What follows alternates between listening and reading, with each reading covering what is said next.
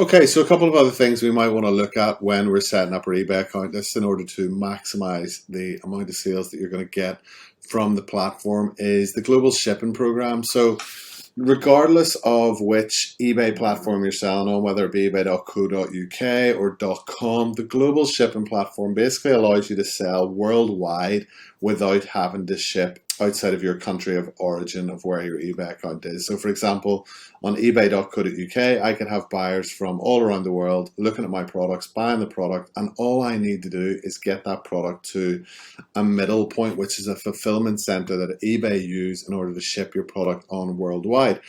So first thing you might be thinking about is, well, who pays the cost for postage? Super easy.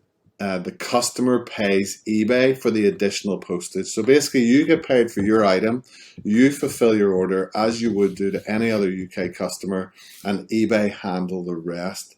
So it basically allows you to reach millions of buyers in over 100 markets all over the world, and you're protected from negative and neutral feedback and have control over which of your items you want to send through the program basically.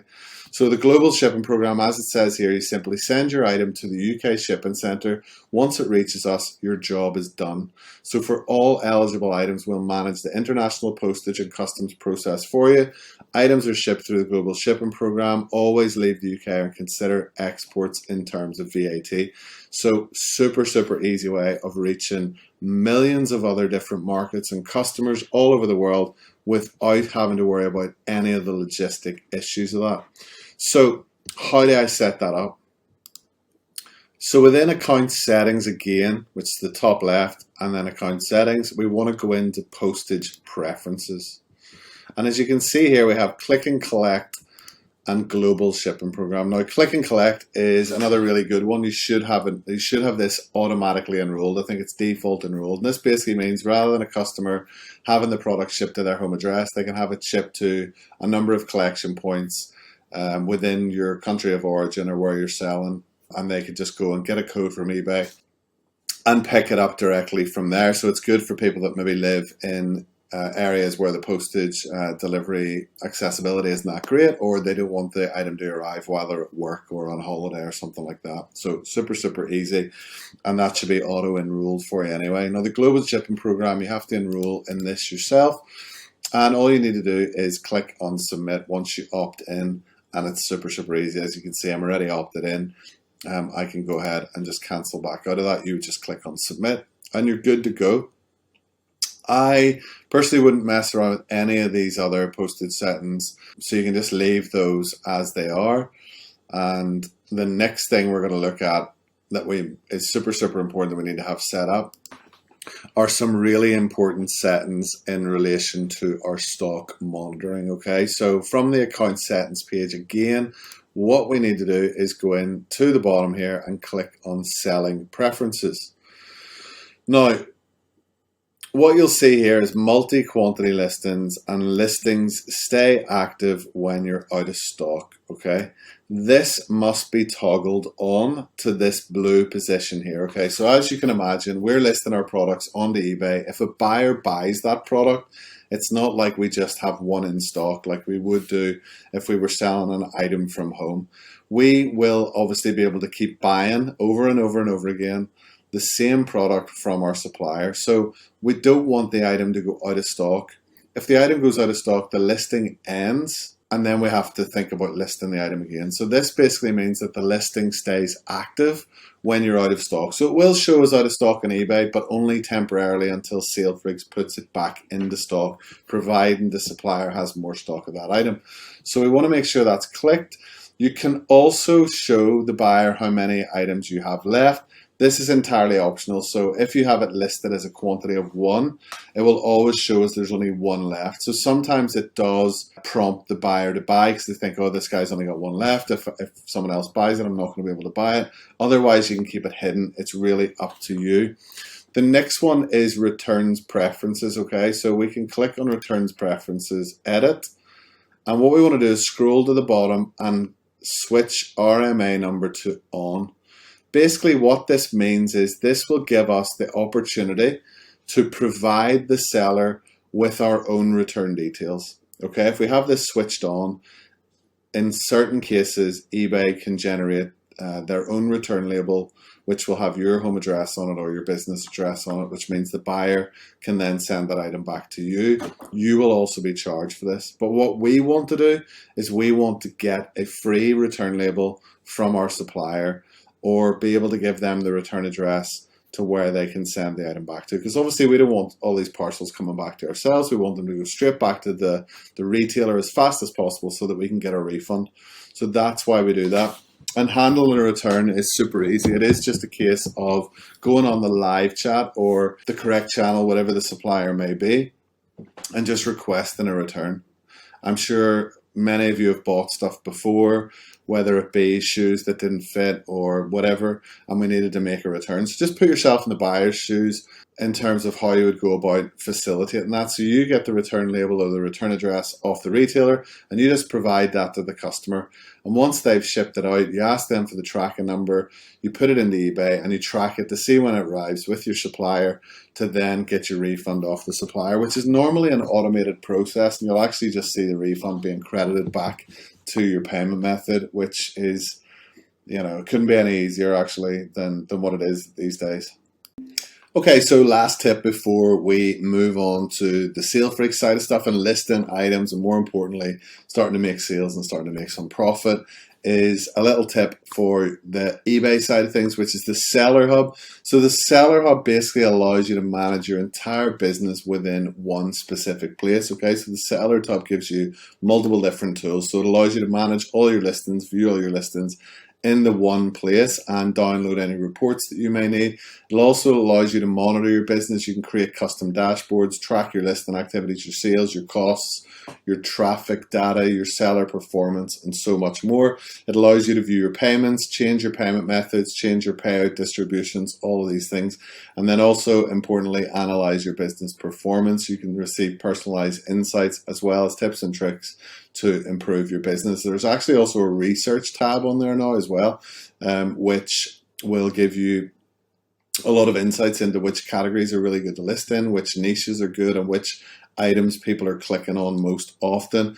That actually is covered off in another one of my videos, which is a 3-part mini series about sourcing, listing products, and managing the inventory in your store. So be sure to check that out within the SaleFreaks channel as well. So anyway, if you don't have Seller Hub already on your eBay store, you can search Seller Hub on Google and you can click on the link which will take you to Seller Hub. If you found this article, you can go down here, start using Seller Hub by clicking the link here, and this will bring you into your Seller Hub, allow you to opt in. On the bottom left hand corner, or the bottom right hand corner should I say, is to customize your overview. This might actually appear in the left hand corner depending on what the default setup, and mine's over here on the right hand side. And you can see here there's a number of things that you can click on or off. The eBay Academy is actually really good as well. It shows you like basically training videos from the eBay side. Super useful. I have it switched on because I know a little bit about eBay now in the years that I've done eBay, so I don't want to see those videos coming up because it is more tailored for new people. A couple of other tabs like get started, listings, and things like that, and also for traffic. So I have mine set up the way I want to see mine. I've got my tasks here. Let me just click on I've finished. So these are the most important things to me. So tasks, this gives you an overview of anything that you need to do. Okay, so the ones in red are the ones that are most important. So this one, I have to add an item specific to my listing, and I've got labels and items to post. This 56 orders that I need to fulfill. I've got 26 unread messages, and I've got 9 return requests to respond to. So these are the most important things. So it's good to kind of log in, see where you're at, and see what you need to respond to and what you deal with first. And then some of the other suggested actions are below, like send offers. I add some recommended specifics and respond to items not received cases. So these are pretty important to respond to items not received cases, but they're not showing up in red yet because they're obviously well within their time frames. But definitely something to keep an eye on. Then obviously you've got your sales data. As you can see, I can see every single day's sales. I can see the last 7 days total, the last 31 days total, and the last 90 days total. And then I can see my orders. I can see any information here with regards to open returns or replacements, cancellations, waiting feedback, and other options in there as well. Then I've got my seller level, got all the important metrics I need. I've got my feedback, and I've also got some shortcuts which you can set your own preferences to as well for those, just with any eBay shortcut link, and you can name that. So super easy. We've got all our selling tools, which is perfect, and we've got seller announcements, which is good to keep on top of eBay news and any kind of new stuff that's coming out, or any policy changes or anything like that, so be sure to keep an eye on it. We've got any promotional offers, we've got our monthly limits, and we've also got our research as well. So for me, these are the most important ones. Now that this account is actually, it doesn't have a seller limit, so I can actually list as much as I want. We're finding this has happened a lot for experienced sellers. You don't have any listing limits anymore, so you can sell as much as you want, list as much as you want, and basically your sales and your listings will increase with the more listings that you have. As you can see along the top here, we've also got other sections, orders, which show you, all those different things that we showed under tasks and orders tab. We've got our listings, we've got our marketing, we've got our shop, we've got our performance, we've got our payments section, we've got our research section, we've got our reports section. Okay, so all super important, and we get really familiarized with those sections. I'm not going to go through them all in great detail. They are all fairly self-explanatory. I want to get focused on the actual listing products, the making sales, and the actual drop shipping side of things. But it is super important to familiarize yourself with all these things. So like we said earlier on the video, we're going to show you how you add your payment method as well. So if you click on the payment method section, log into your account. Okay, so within this section, you can see your total funds, you can see available funds, you can see what's on hold. On hold is generally for items that are due to be returned or received back to you. So eBay puts some money on hold until you refund your buyer, basically. You can see your latest payout. You can see your payouts bank account, your payouts daily schedule. If you wish to have a more frequent payout, or sorry, a less frequent payout, let's say you want your payments weekly, fortnightly, or monthly, you can choose those. Personally, I have mine set to daily. It helps you keep your cash flow rolling a lot easier. You can have on-demand payouts as well. So if you have weekly or fortnightly or monthly, at any point within the next payout period, you can demand a payout, and it will just pay out automatically on that day. But actually, if you have it on daily, you'll just get payouts every day of the sales, less anything on hold from the day before. So super easy. As you can see here, I have no payment selected for my payout cost. It should be on my payout screen. So when you select your payout method, it'll bring you to the payout screen. As you can see, I have my bank account on here, and I have just added this button here, which is for preferred selling costs, and I've saved that. So you can add your bank account. You can also add a payment card if you'd rather do your refunds or any kind of associated selling costs from a payment card. I have an Amex linked here as well for those purposes. And that is basically how you do it. So if you wanted to add a new bank account, let's say you don't have a bank account that's linked to your store already, and you haven't sold an item and you're still pretty new to this, all you need to do is go into the payment section on there and click on add a bank account. And then you could also add a payment card for a credit or debit card for your selling cost. So really straightforward. Add a bank account, and all you need to do is click on continue.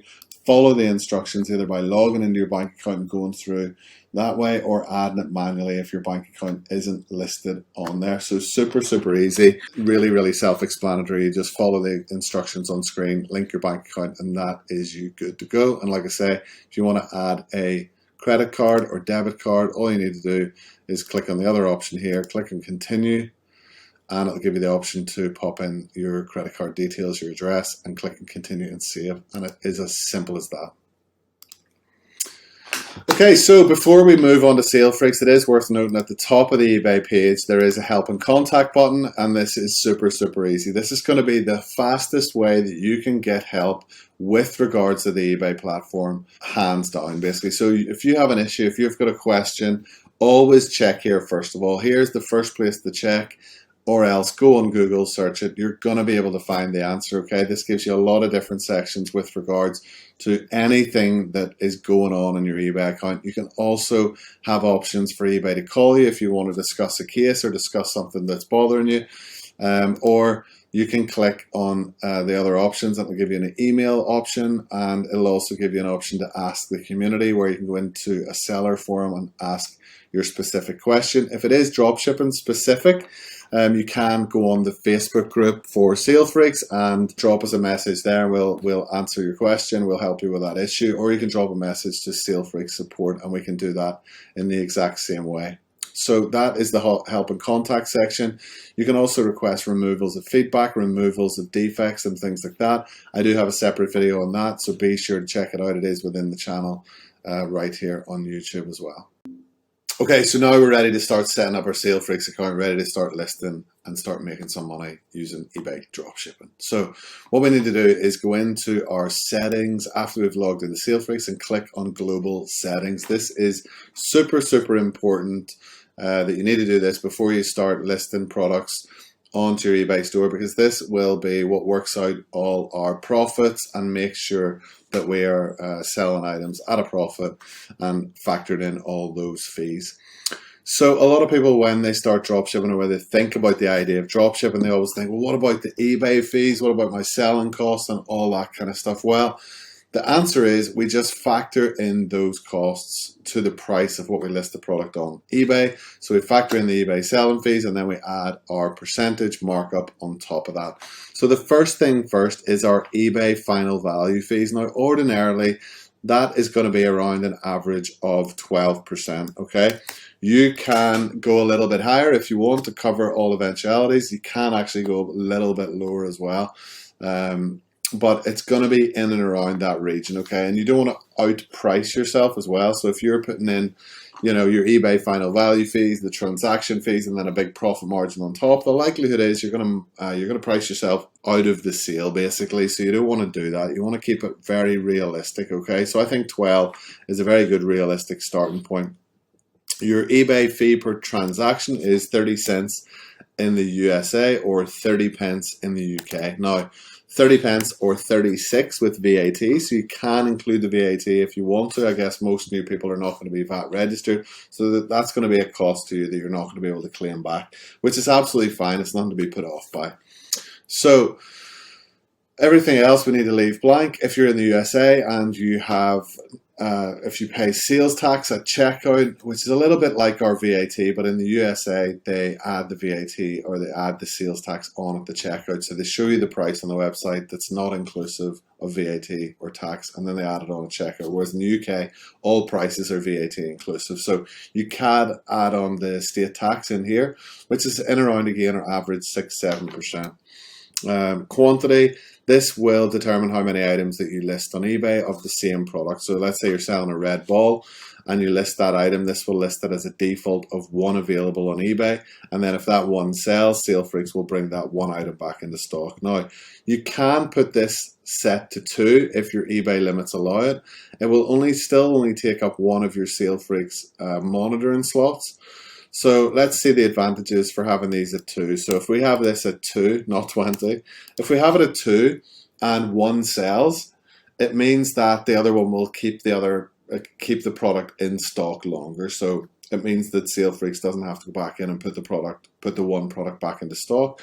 And it also means that if the buyer wants 2 of the products, they can buy 2 of the products. So I would suggest either starting with 1 or 2 to begin with, and then later down the line when you start to get a feel for things, you can increase the quantity of a certain amount of your items, up to 3, 4, 5 of quantity, as long as your seller limits allow for it, okay, on eBay side.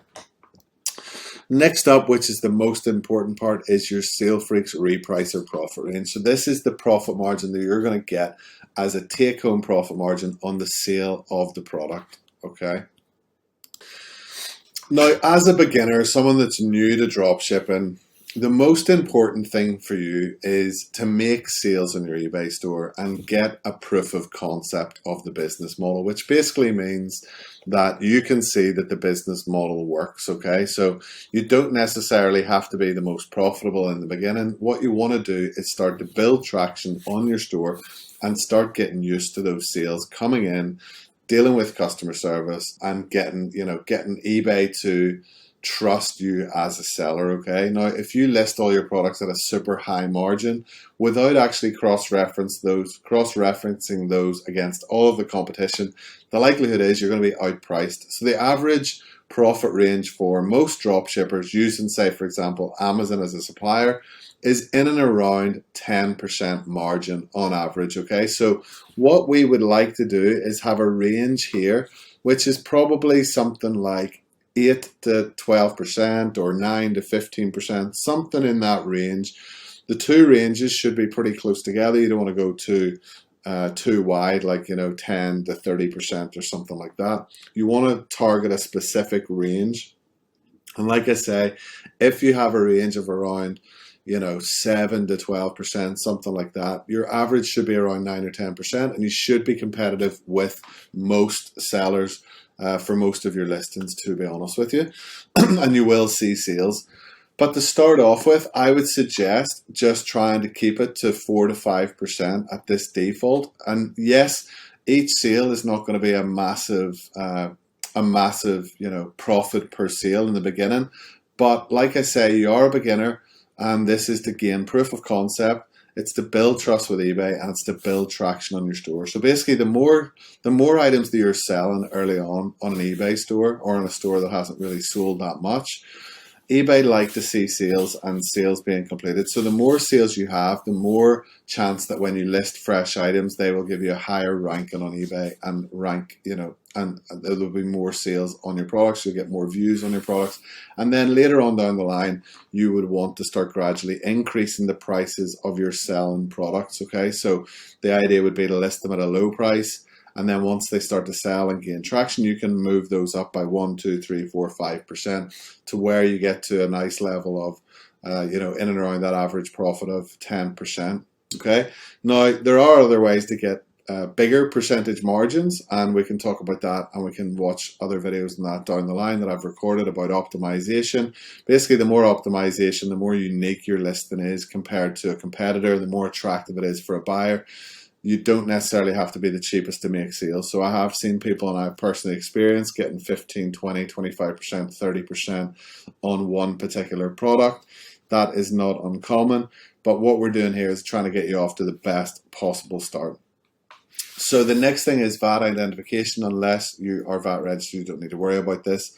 Minimal profit per sale, I would just leave this blank. Later on down the line, if you want to gain a minimum profit per sale, you can change this to like 50 cents, 50 pence, $1, £1, something like that. But that is a more advanced way of doing things. So like I say, in the beginning, we're really just looking for proof of concept. We're looking to make those initial sales. Okay, next up we have tracking management settings. The default should be convert all to BCE, which is Blue Car Express. Basically what they do is they convert the supplier tracking number, Amazon in this case, to a tracking number that's convertible and trackable on eBay. So choose your parcel from from postage point, shipping point to delivery point, and anything in between. So it means your buyer can actually track their parcel just like a normal parcel on eBay, and it masks the fact that you're using Amazon as your supplier. So super, super handy. You do need to use tokens to convert the tracking number. So every new SaleFreaks account has a token allowance to get you started, and then you would buy additional tokens to convert your tracking. This is a third-party company that we use for this. So again, really, really straightforward. You would need to pop in here your item location on this. So we have Manchester, United Kingdom as the item location on this one. And again, you just need to follow whatever it is. So it would be your city and your country, or if you're in the USA, I believe it's your city and your state as well. Now for Blue Car Express, they do have an advanced feature that you can enable here, which shows your postcode or your dispatch postcode as the first point of contact when your parcel is shipped. I highly recommend enabling that. It does cost a little bit more in terms of tokens, but it protects your account much better and allows you to win cases much more easily on eBay should the buyer try and dispute the delivery of your item with you. The next one we have is item shipping days as a max 7 days. So basically what this means is every item on Amazon on your supplier will have a shipping estimate. Okay, so that will be, let's say, between the 1st of the month and the 3rd of the month. That's when you'll get your delivery, between Monday and Wednesday, or whatever the case may be. If this is outside of 7 days, SaleFreaks will actually mark your item as inactive or out of stock temporarily. It will check it again later to see if the shipping times come back into line with your policies. But basically, this should realistically be in line with your business policies on eBay. Okay, so this is 7 days, which is 5 working days. So for most of the week around, if we have a 2-day dispatch and a 2-day shipping policy, this might be a little bit too high. So I would suggest probably having this at something around 5, okay? And that means that, you know, you have 5 working days to fulfill the order, basically, or have that in stock on Amazon. Amazon tend to be 7 days all around, so they don't tend to have, you know, those working days like eBay where it's Monday to Friday. So on the weekend, you're actually buying yourself a little bit extra grace with eBay itself. So if you order an item, if someone buys something off you on a Saturday, eBay don't expect you to post that until a Sunday anyway. Okay, so setting it at 5 is going to be fine. Okay, even 6 is actually okay. So roundup item price. So there is a lot of things that suggest that buyers like a rounded off price when they're buying something. So that's why retailers put things that end in 99p or ended in 0.5 or 75 or whatever the case may be. You can set this to enabled, and you can set to have your listings end at 99p or whatever. So that means anything you list, regardless of your profit margins, it would automatically round up to 0.99. But however, in a lot of cases, if you're listing smaller items to start with, this may actually put a higher profit margin on those.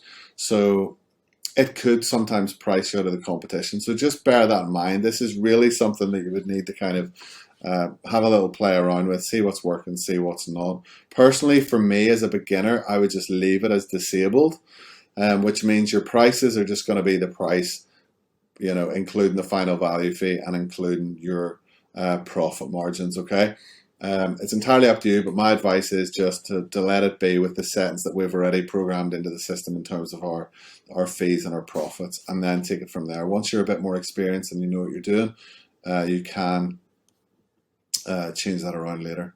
So display management, this is your template. This is how things look on eBay when you list a product.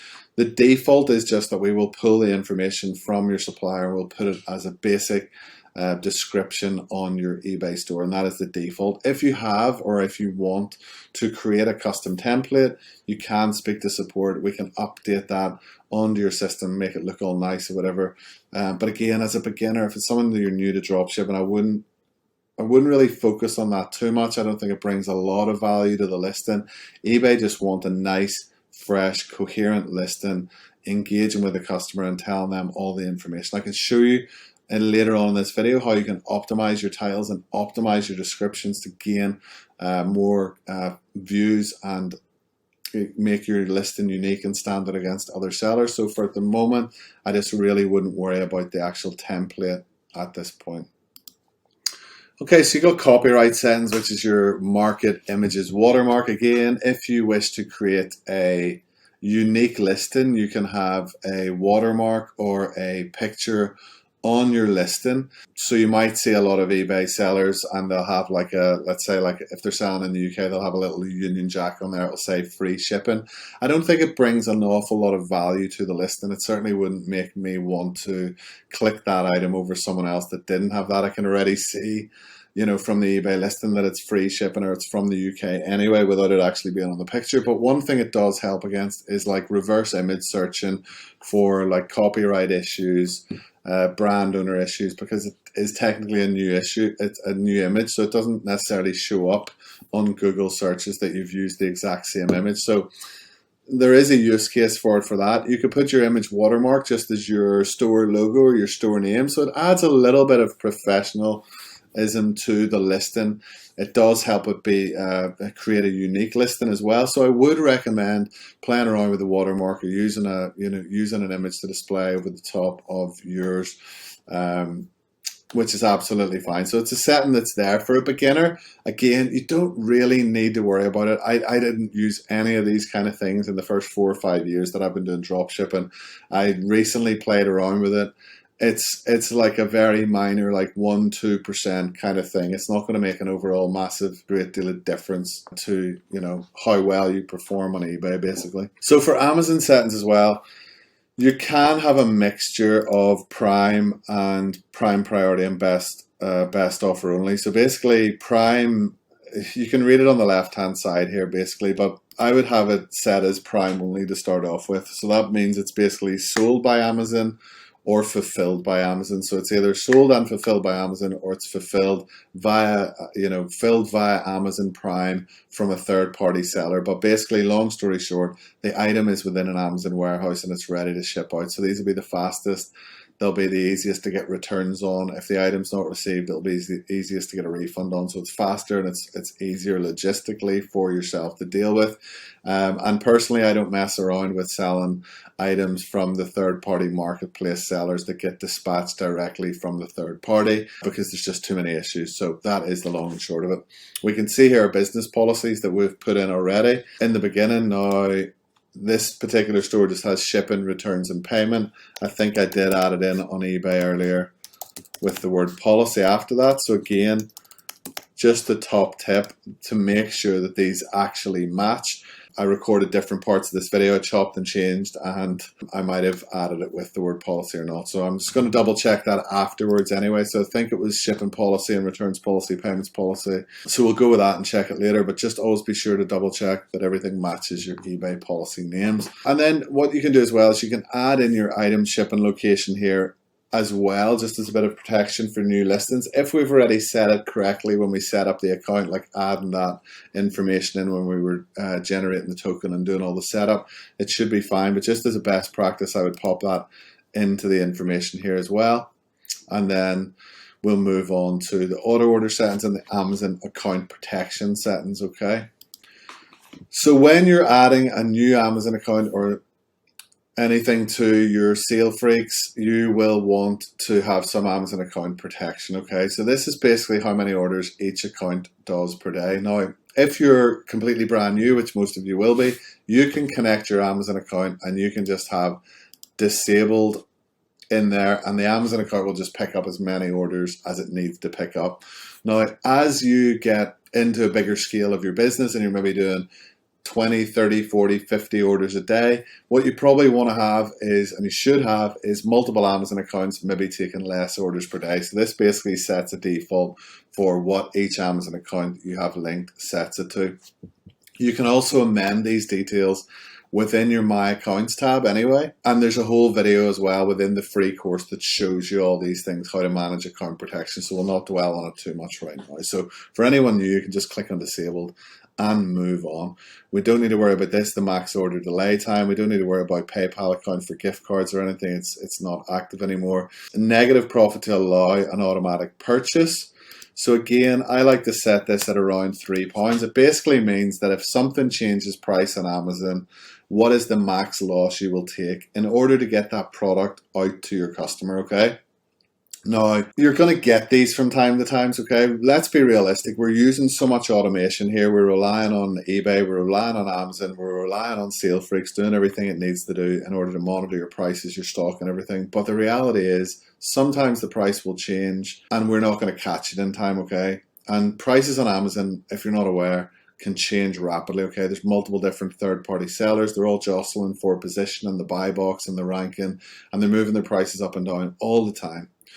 So I like to be able to fulfill the order to the customer, and I'll take a small hit on that order because I'd rather have a happy customer and a happy eBay than worry about saving a few pounds or a few dollars and having to cancel the order. And we'll talk a little bit about canceling orders later.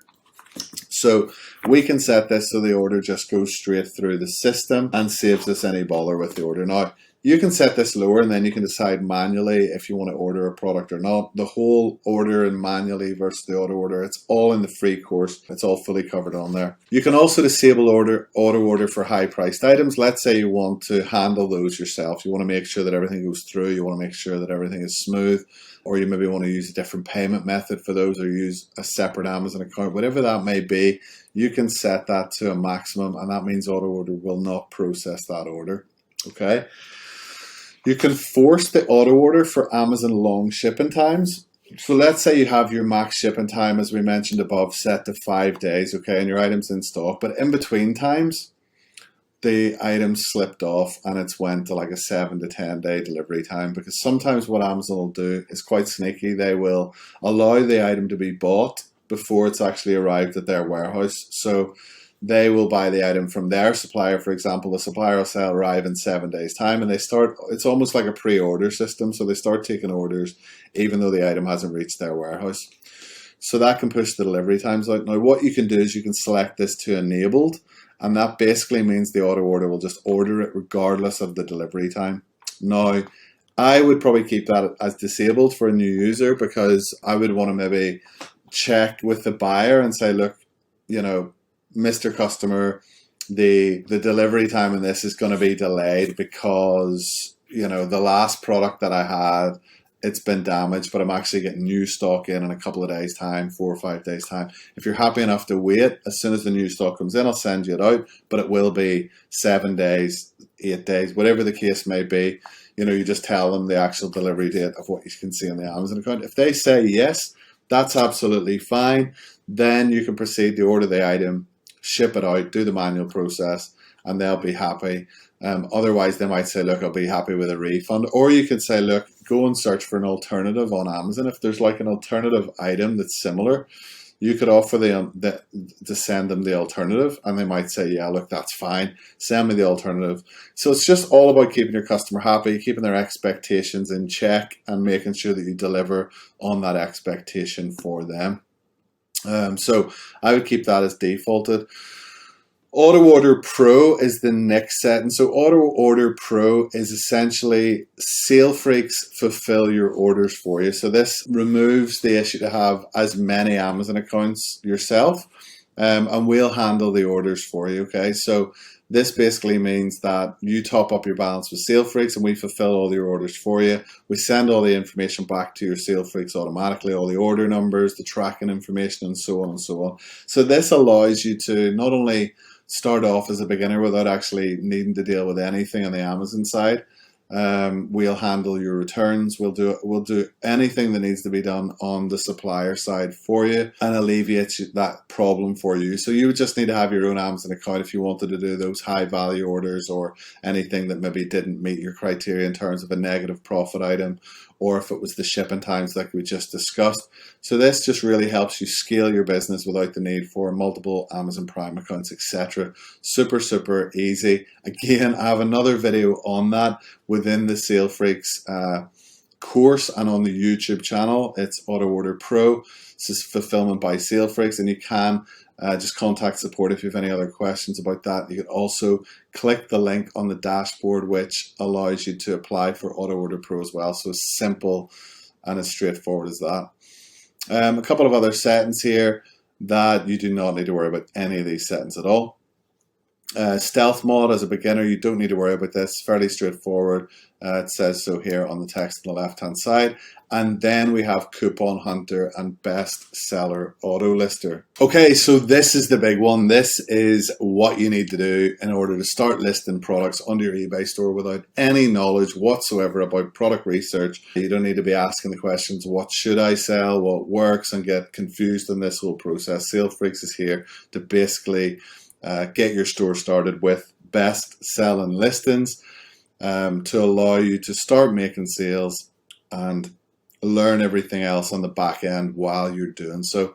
Later on in your dropshipping journey, you will learn how to use other tools. You'll learn how to do your own product research should you wish to do so. But I do know people that have literally got by, made money month on month, and they've never used anything else other than the SaleFreaks tools that are available on the website, on the global settings here. I do have a 3-part series, I think I mentioned it earlier on in this video, that actually go through the whole sourcing product research using all these tools to the best of, the best way to maximize profits and sales on your store. So be sure to check that out. Let's see how we would get started with this. Okay, so if you're a new to eBay seller, what you want to do is click on Enable here. And you want to set your max daily limit to something that's not going to cause too many red flags with eBay, okay? And you're going to have to judge this yourself with how old, new, seasoned your eBay account is, how warmed up the account is. Okay, so if you've been selling on eBay for a number of years, and you've made sales recently within the last couple of months, and the eBay account is really old, you can just go right ahead and set this to list up to 20 items a day. Okay, so 20 items a day is going to get you around, probably this is the limit. Okay, so this is pulled from a group of bestsellers. So if I'm selecting 20 here, I'm not going to get 20 every day. You're probably going to get 5, 10, 15, maybe some days 20. Okay, so you can set it at the max, and you'll probably get around 300 to 500 listings a month. At that point, next month, you're going to need to upgrade your SaleFreaks plan. You're going to want to list more, because listing more is how you sell more and how you make money doing dropshipping. It is a numbers game, okay?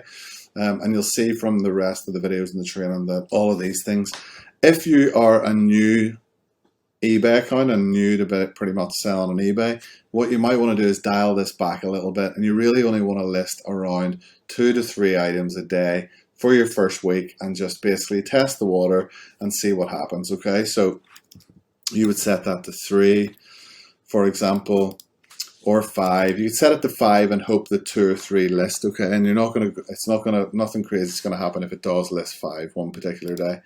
You can set the try 3 times a day, so that'll obviously check the pool of listings 3 times per day and see if we can get you up to your max of 5. I wouldn't worry about any price ranges, and in fact on a beginner account it doesn't give you a price range. This will search any prices and list them to your store. So generally the best sellers are lower priced items, and they're great for building traction on your store. So do this for about a week, 5 a day for about a week, and then you can start gradually increasing that up to 6, 7, 8, 9, 10. Once you've been selling on eBay for probably 60 to 90 days, eBay do monitor accounts. If they haven't sold for over 6 months, or they haven't sold many items, they'll monitor your activity. Okay, so you don't want to go too crazy, but you also don't want to get left spinning your wheels, stuck in the mud, really not doing anything at all. So you want to gradually increase this up. Now, as a ballpark figure, you could list between 30 and 50 items and maybe only achieve 1 sale. In a lot of cases with dropshipping, like I said, it's a numbers game. Just because you've listed 20 or 30 items doesn't necessarily mean that you have entitlement to make a sale. eBay want to see you consistently listing stuff. And for a dropshipper, the rate of success per listing is about 10%. Okay, so if you have about 100 items listed, the likelihood is 10 of those items will make sales. So the more that you list, the more that you'll sell, and you'll start selling those good selling items over and over and over again. So one listing might sell 20, 30, 40, 50 times, 100 times.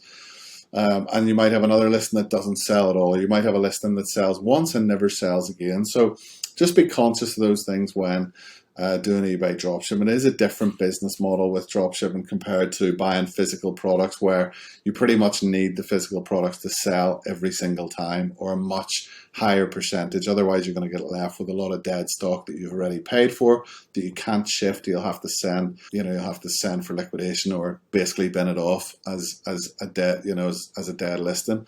The beauty about eBay dropshipping is we can list as much as we want. If it's not working, if it's not sold after 60 days, 90 days, we can just remove that listing and try something else. Okay, which is what eBay wants you to do. They want listing fresh items, removing dead ones. Again, I covered it all in another video in that 3-part series that I've been talking about. So again, what you want to do is just either set that to the max 20 if you're a seasoned eBay seller and you know that the eBay account's robust, it's been open a long time. If not, you want to go a little bit lower and start gradually building it up. Once you're sort of making sales with that, then it's time for the coupon hunter. So the coupon hunter is a bot which tracks items with Amazon coupons, lists them automatically onto your store. The beauty about this function is when it goes through auto order, it automatically grabs the coupon as well and applies it at checkout. So not only do you get your specified profit margin, every coupon is on top of the margins you've already set. So it's an extra bonus.